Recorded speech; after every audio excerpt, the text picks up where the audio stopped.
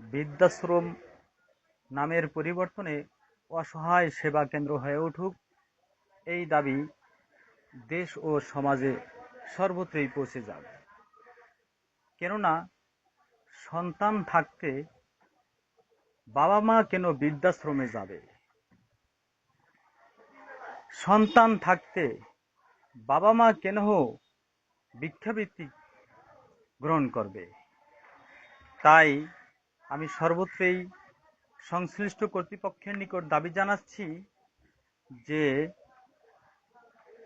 দেশে যত বৃদ্ধাশ্রম আছে সকল বৃদ্ধাশ্রমের নাম পরিবর্তন করে অসহায় সেবা কেন্দ্র গড়ে উঠুক, অসহায় সেবা কেন্দ্র নামে ঘোষণা করা হোক এবং এখানে শুধুমাত্র যারাই অসহায়, যাদের সন্তানাদি নাই, যাদের লালন পালন ভরণ পোষণের কোনো লোক নাই, তাদেরই স্থান এখানে হোক, এই দাবি সংশ্লিষ্ট সকলের কাছে আমি জানাই।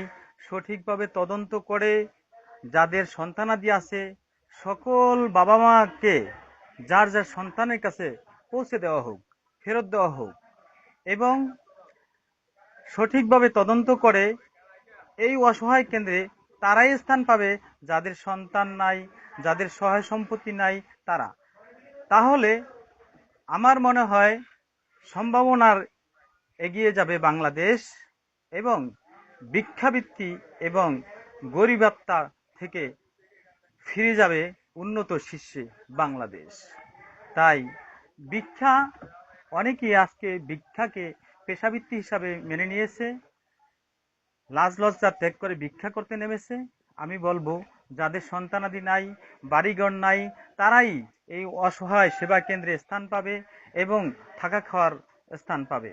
সরকার জাতীয়ভাবে যারা গরিব তাদের জন্য বয়স্ক ভাতা প্রদান করতেছেন, যাদের স্বামী নাই, স্বামীহারা তাদের জন্য বিধবা ভাতা দিচ্ছেন।